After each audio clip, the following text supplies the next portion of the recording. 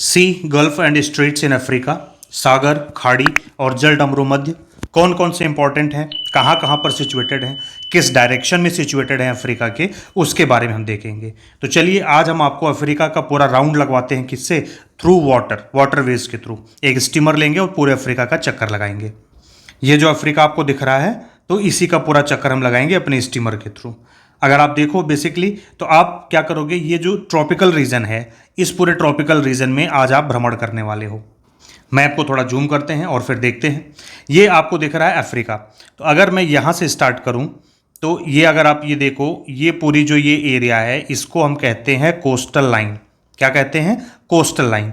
किसकी बात कर रहे हैं? अफ्रीका कॉन्टिनेंट की। तो ये अफ्रीका कॉन्टिनेंट की ये कंप्लीट कोस्टल लाइन हो गई। ये जो तट रेखा है इसकी लंबाई कितनी है अगर आपको ये कोई पूछे तो ये लगभग है 26,000 किलोमीटर, 26,000 किलोमीटर्स लेंथ है इस कोस्टल लाइन की, जो कि इंडिया की कोस्टल लाइन का लगभग कितना है? 3 टाइम्स है, 3 गुना है। अगर अफ्रीका की बात करो तो आप ये देख रहे हो ये ट्रॉपिक्स का रीजन है, इसके ऊपर ये क्या है? टेम्परेट जोन है, और नीचे भी ये क्या है? टेम्परेट जोन है। तो अगर हम इसी चीज़ को ऐसे कहें कि अफ्रीका जो है ये नॉर्थ टेम्परेट जोन से, कहाँ से? नॉर्थ टेम्परेट जोन से साउथ टेम्परेट जोन तक फैला हुआ है, तो इसमें कुछ भी गलत नहीं होगा।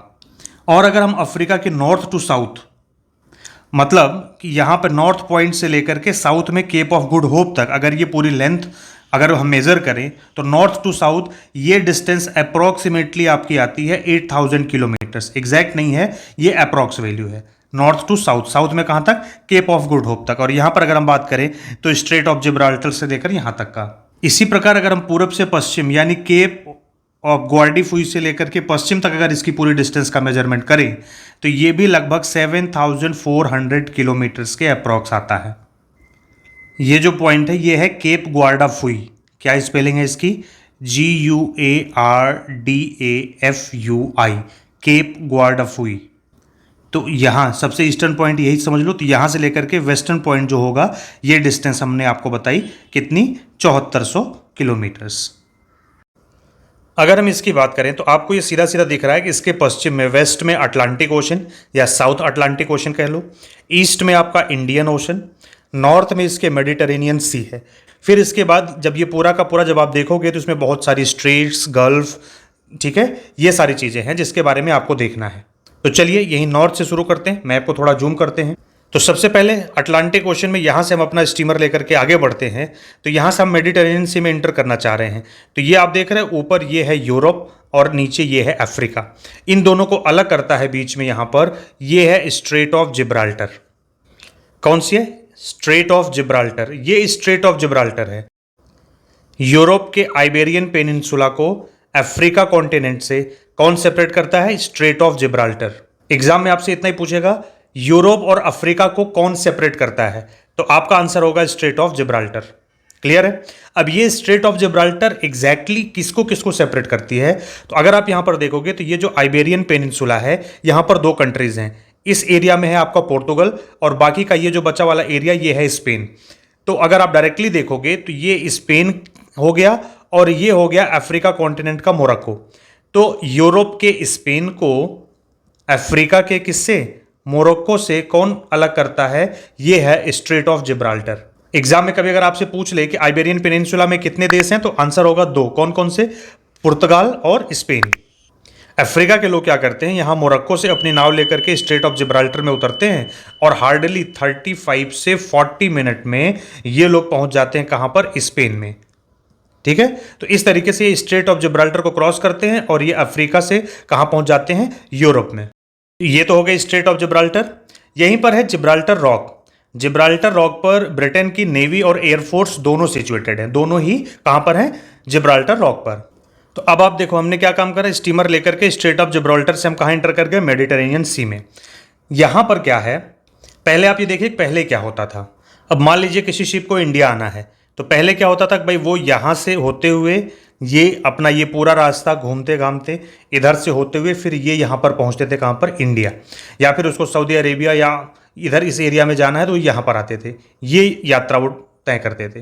बाद में क्या हुआ कि जब स्वेज नहर बन गई तो अब यही क्या करते हैं, स्ट्रेट ऑफ जिब्राल्टर से मेडिटेरेनियन सी में एंटर करेंगे, फिर ये स्वेज नहर से होते हुए ये रेड सी में एंटर करेंगे और यहीं से ये यहाँ आ जाएंगे और अगर इंडिया या आगे आना हुआ तो यहाँ आ जाएंगे। तो अब आप देख रहे हो कि कितनी दूरी इनकी कम हो गई। दूरी कम होने से खर्च कम हो गए, टाइम कम लगने लगा।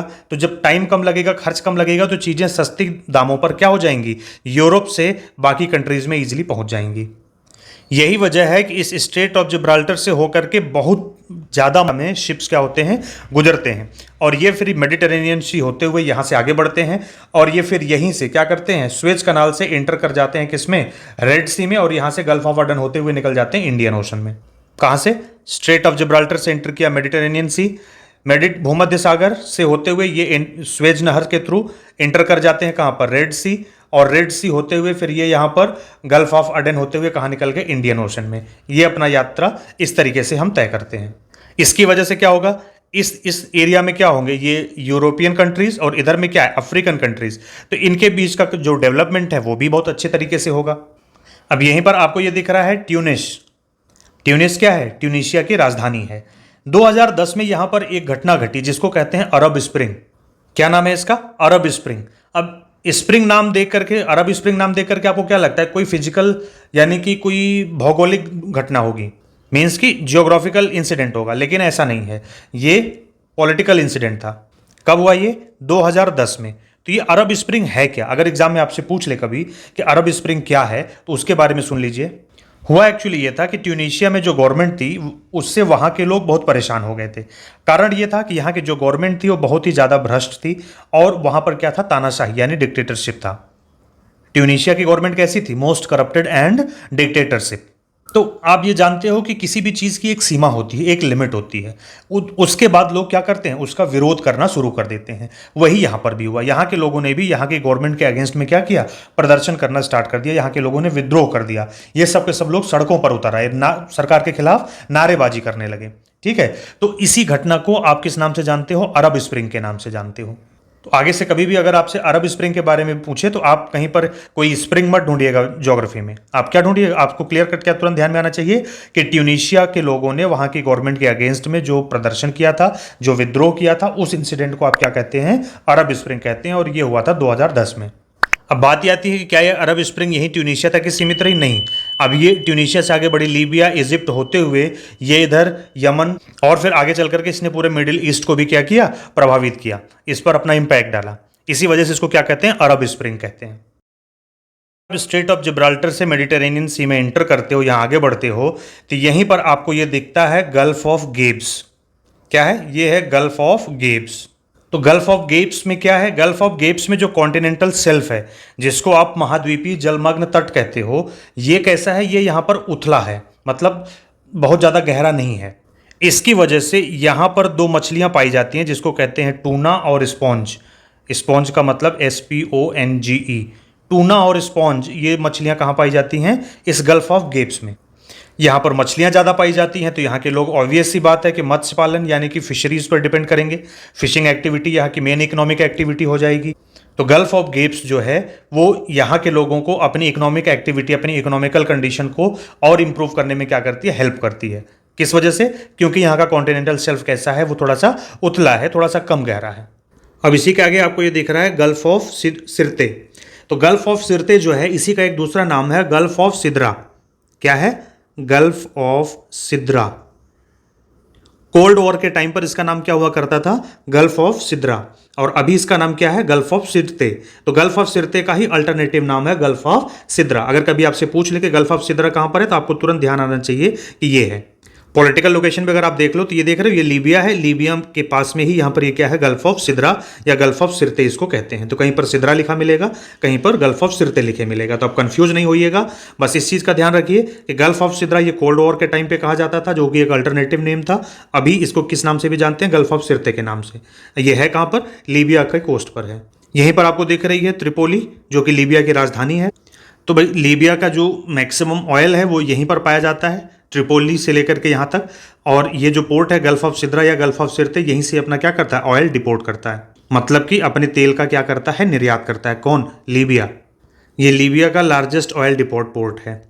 अभी हाल के ही वर्षों में यहाँ पर बहुत सारी बमबारी की गई थी, जिसकी वजह से जो इनके ऑयल टैंकर्स थे उनमें आग लग गई थी और बहुत सारा तेल जो है कि उसका नुकसान हुआ था। सामरिक रूप से भी यानी कि पॉलिटिकल पॉइंट ऑफ व्यू से भी ये बहुत ही इंपॉर्टेंट खाड़ी है, यानी कि गल्फ बहुत ही इंपॉर्टेंट गल्फ है। और सिरते के लिए आप एक चीज़ और भी जान लो कि सिरते और क्यों फेमस है, क्योंकि सिरते में ही African Union AU, African Union कहाँ पैदा हुआ था? सिरते में ही मीटिंग हुई और वहीं पर अफ्रीकन यूनियन बना। आज के डेट में अफ्रीकन यूनियन में कुल कितने देश हैं? 55। पहले कितने थे? 54, 54 हुआ करते थे। लेकिन मोरक्को के ऐड हो जाने के बाद से, मोरक्को 30 साल तक अफ्रीकन यूनियन से अलग था, बाद में मोरक्को वापस अफ्रीकन यूनियन में ऐड हो गया और मोरक्को के ऐड हो जाने के बाद से वापस से अब अफ्रीकन यूनियन में कितने देश हो गए हैं? टोटल कंट्रीज हैं 55। जैसे आपका यूरोपीय यूनियन हुआ करता था EU, उसी तरीके से आपका ये क्या है? अफ्रीकन यूनियन है। अफ्रीकन यूनियन कहाँ बना? सिरते में। इसका हेडक्वार्टर कहाँ पर है? तो अफ्रीकन यूनियन का हेडक्वार्टर है इथियोपिया की कैपिटल आदिस अबाबा में।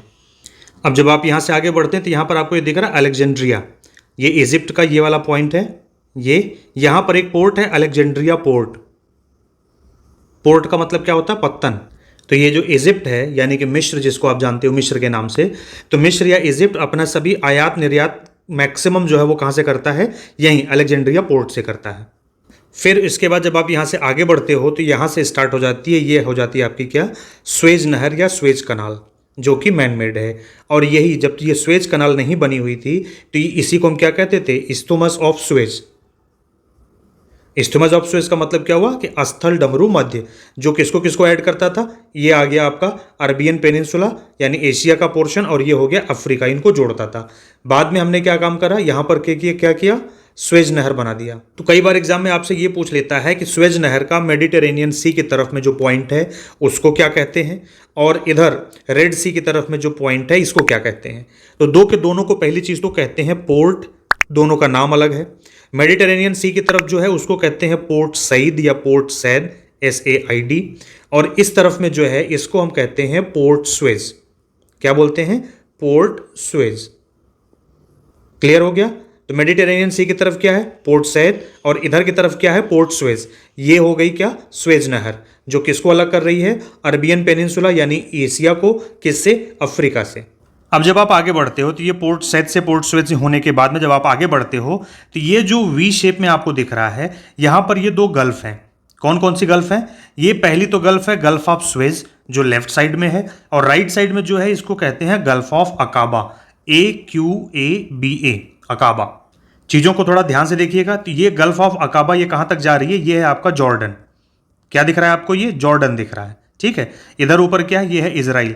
यहां पर आपको ये दिख रहा होगा डेड सी। अभी इसके बारे में भी आपको बताएंगे कि डेड सी क्यों हम डिस्कस कर रहे हैं। तो जॉर्डन के ही पॉइंट पर यहां पर है डेड सी। फिलहाल अभी तक आपने क्या देखा? स्वेज नहर से होते हुए आप आ गए यहाँ पर गल्फ ऑफ स्वेज में। आगे बढ़ेंगे तो इधर जाएंगे तो गल्फ ऑफ अकाबा, और नीचे आएंगे तो आपको क्या मिलेगा? रेड सी।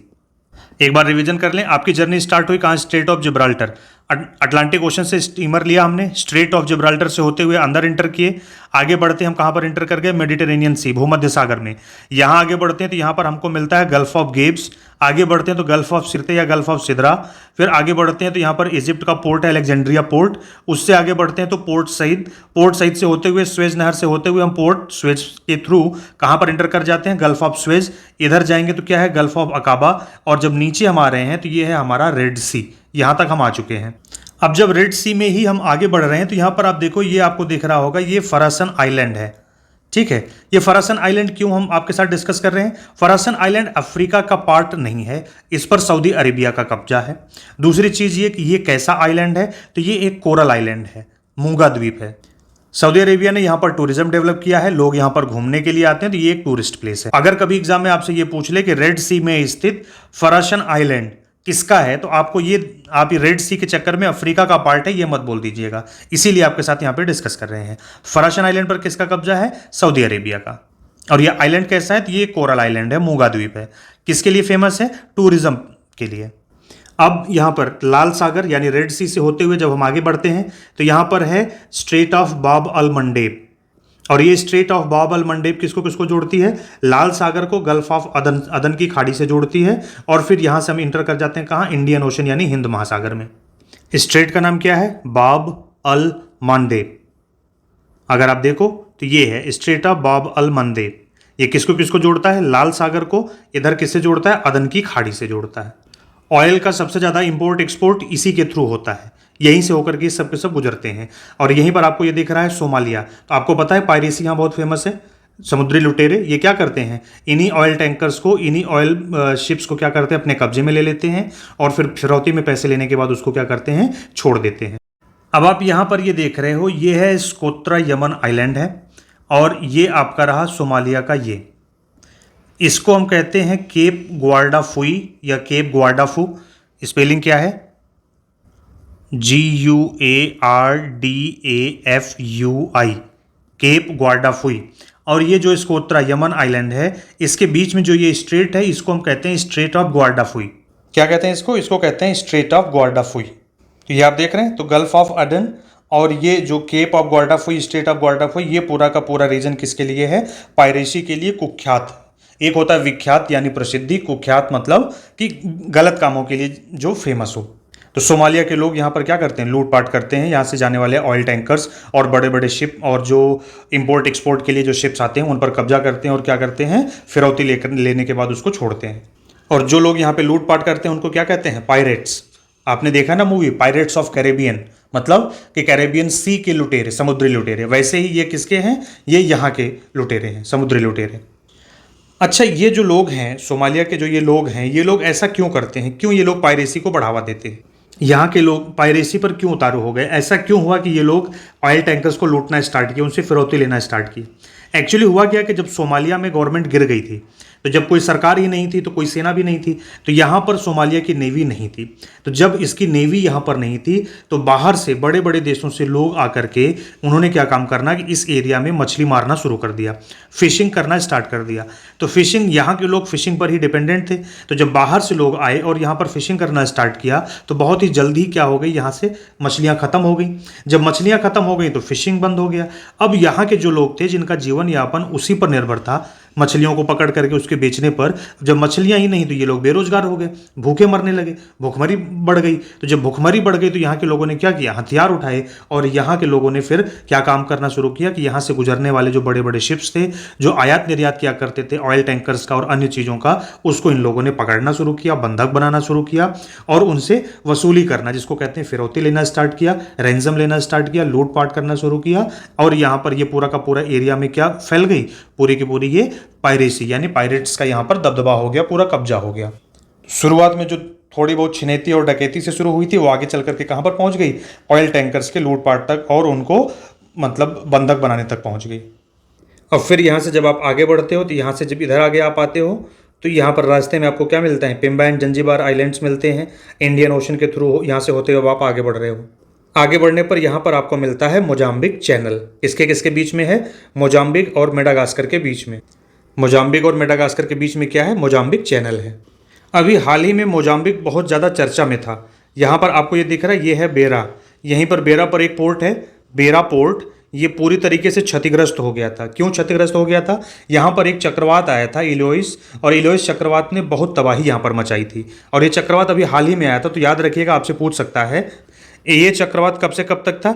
ये 14 जनवरी से 25 जनवरी 2021 2021 इस दौरान यहाँ पर एक चक्रवात आया था जिसने यहाँ के बेरा पोर्ट को पूरी तरीके से ध्वस्त कर दिया था।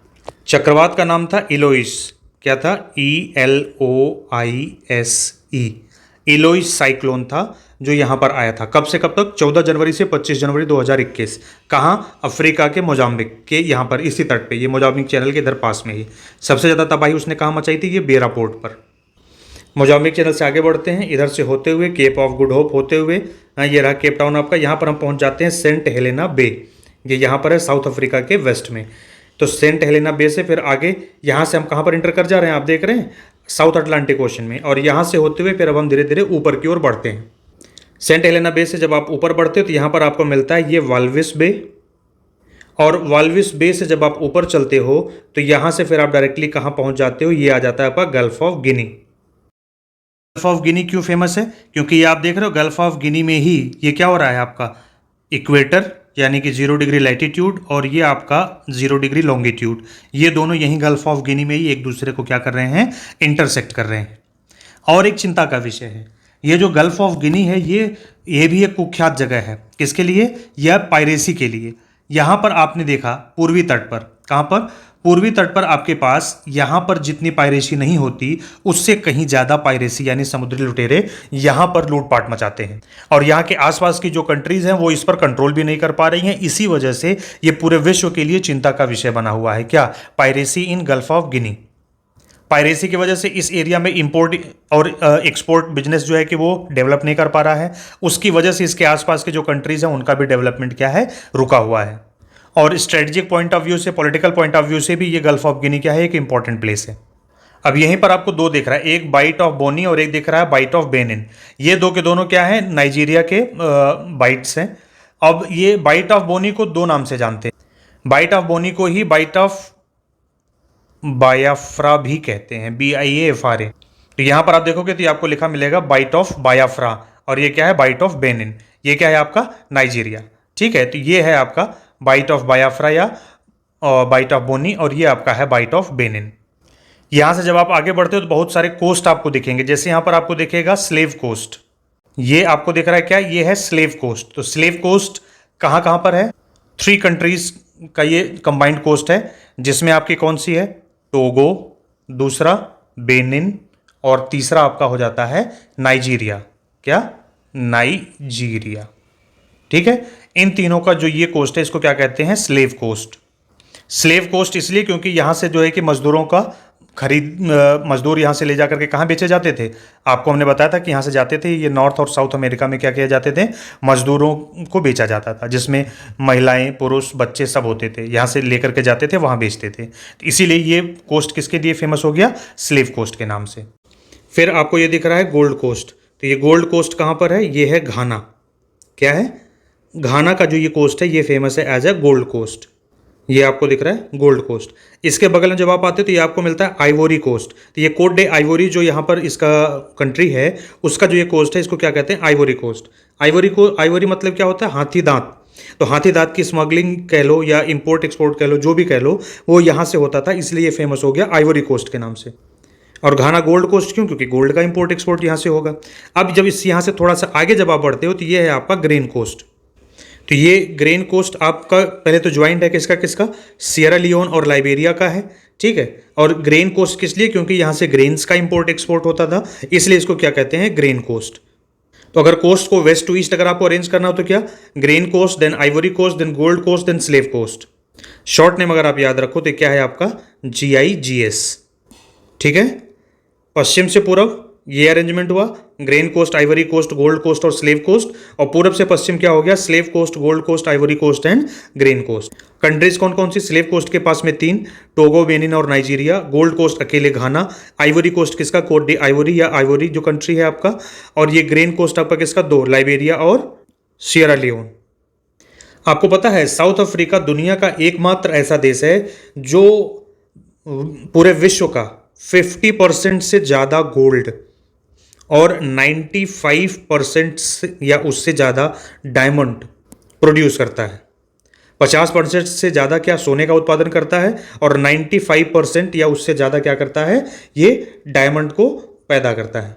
हमने आपको बताया था, ध्यान हो तो, किम्बरले, ऑस्ट्रेलिया में किम्बरले प्लेटू है, और यहाँ पर किम्बरले क्या है? एक माइन है जहाँ से सबसे ज़्यादा क्या होता है? डायमंड। पूरे विश्व का 95% हीरा उत्पादन होता है। इनके बारे में आगे भी डिटेल से डिस्कस करेंगे। तो ये सभी कोस्ट से होते हुए अब जब आप ऊपर से वापस यहाँ ऊपर की तरफ बढ़ोगे तो वापस आप कहाँ पहुँच जाओगे? नॉर्थ अटलांटिक ओशन, यहाँ पर स्ट्रेट ऑफ जिब्राल्टर पर। क्लियर? तो ये हुई हमारी पूरी की पूरी समुद्री यात्रा किसकी? अफ्रीका की। स्ट्रेट ऑफ जिब्राल्टर से स्टार्ट किया, मेडिटेरेनियन सी, भूमध्य सागर में एंटर किया। यहाँ पर आपका क्या है? गल्फ ऑफ गेब्स, फिर गल्फ ऑफ सिद्रा या गल्फ ऑफ सिरते। यहाँ से आगे बढ़े अलेक्जेंड्रिया पोर्ट, फिर पोर्ट सईद पे पहुंचे, वहाँ से स्वेज नहर में एंटर किए, पोर्ट स्वेज इधर आ गए, फिर gulf of Suez, gulf of Aqaba, फिर यहाँ से होते हुए रेड सी यानी लाल सागर, फिर यहाँ पर फराशन आइलैंड होते हुए आगे बढ़े, स्ट्रेट ऑफ बाब अल मंडेब, यहाँ से आगे बढ़े गल्फ ऑफ अदन, फिर यहाँ से आगे बढ़े तो यहाँ पर हमको मिल गया क्या? Strait of Guardafui. फिर यहाँ से आगे बढ़ते हुए हम कहाँ पर एंटर कर गए थे? इंडियन ओशन में। आगे बढ़े तो हमको यहाँ पेम्बा जंजीबार आइलैंड होते हुए आगे बढ़े, यहाँ पे हमको मिला क्या? Mozambique channel. यहाँ से आगे जब आप बढ़ते हो, ये चीज़ और ऐड कर लेना, ये है डेलागुआ बे, इंडिया में गोवा, और यहाँ पर क्या है? डेलागुआ। कहाँ पर है? ये भी मोजाम्बिक में ही है, मापुतो के ठीक पास में यहीं पर है, ये है डेलागुआ बे। तो ये मोजाम्बिक के साउथ में स्थित है डेलागुआ बे। यहाँ से होते हुए आगे बढ़ते हैं और केप ऑफ गुड होप से होते हुए सेंट हेलेना बे, और फिर ऊपर बढ़ते हैं तो ये हमारा वाल्विस बे, और फिर ऊपर चलते हैं तो Gulf of Guinea, South Atlantic Ocean, Gulf of Guinea. यहाँ पर 2 बाइट, बाइट ऑफ बोनी या फिर बाइट ऑफ बायाफ्रा, और फिर ये आपका हो गया बाइट ऑफ बेनिन। फिर इसके बाद यहाँ से आगे बढ़ते हैं तो यहाँ पर हमारे पास 4 कोस्ट हैं, slave coast, gold coast, ivory coast और आपका ग्रेन कोस्ट। और फिर इसके साथ ही हम ऊपर पहुंच जाते हैं। वापस से यहाँ से हम चलते हुए वापस कहाँ पहुंच जाते हैं, north Atlantic ocean and straight of Gibraltar. तो ये रही हमारी पूरी समुद्री यात्रा अफ्रीका की। इस वीडियो में इतना ही, फिर मिलते हैं अगले वीडियो में। तब तक आप देखते रहिए videos bye DRS maths and DRS toppers live. Playlist में जाइए, topic wise, chapter wise maths and geography के सारे वीडियोस देख जाइए। आपके जो भी डाउट्स, जो भी क्वेश्चन, जो भी क्वेरीज हैं, आप कमेंट में हमसे पूछिए। वीडियो पसंद आता है तो इसे लाइक करिए और अपने दोस्तों के साथ शेयर जरूर करिएगा। चैनल को सब्सक्राइब नहीं किया है तो अभी सब्सक्राइब करिए और बेल आइकन को प्रेस करिए। स्वस्थ रहिए, मस्त रहिए, व्यस्त रहिए और अपने एग्जाम की प्रिपरेशन करते रहिए। चलिए मिलते हैं अगले वीडियो में।